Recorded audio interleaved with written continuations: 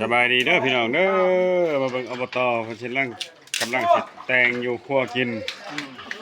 กับน้องเพิ่นน่ะ เอ้าย่าง ฮะ กันย่างเขาทานใช่ไหม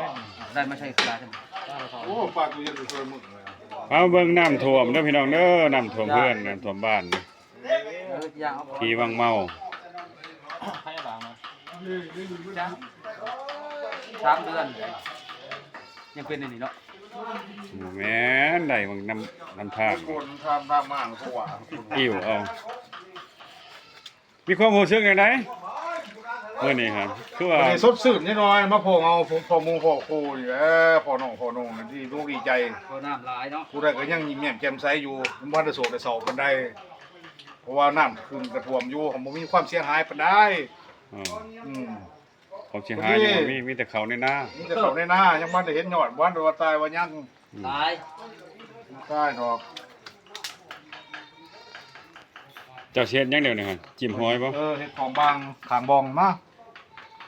เอามาให้อ้ายสิ ได้อ้ายเฮ็ดบ่ถึงบ่ได้กินบ่เจ้า ลงทุนนี่แหล้ว เจ้าคนในเมืองว่าสิวะ คนในเมืองเจ้าให้กินเป็น สัตว์ป่ามันต้องคนป่าเฮ็ดเนาะ คนป่า ถ้ามาเบิ่งอบตเพิ่นสิทำอาหารสัตว์ป่าประเภทบาง เฮ็ดบางเด้อพี่น้องเอ้ยเอ้า แล้วก็บรรยากาศน้ำท่วมพื้นบ้านพื้นเฮือนนี่น้ำนี่พี่น้อง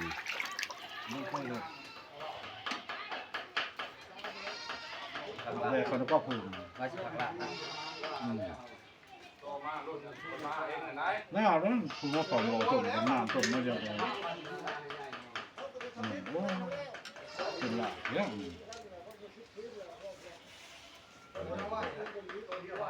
ปั๊บนี่นั่นเลย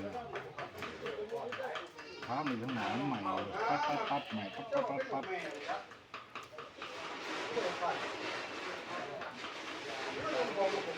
ครัวบางมันต้องแบบนี้บ่ ต้นแบบที่ ล้นเอาหน่อยนึงออกทีละน้อย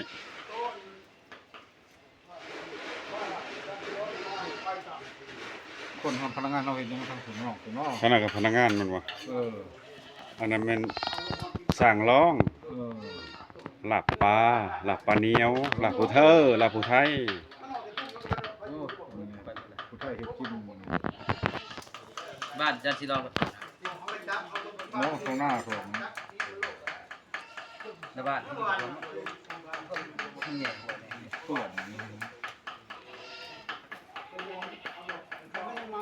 สิได้ขอบใจพี่ๆน้องๆทุกคนเด้อบัดนี้เด้อพามาเบิ่งบรรยากาศน้ำท่วมแต่งอยู่ครัวกินพอกันคลิปหน้าเนาะพี่น้องเนาะบ๊ายบาย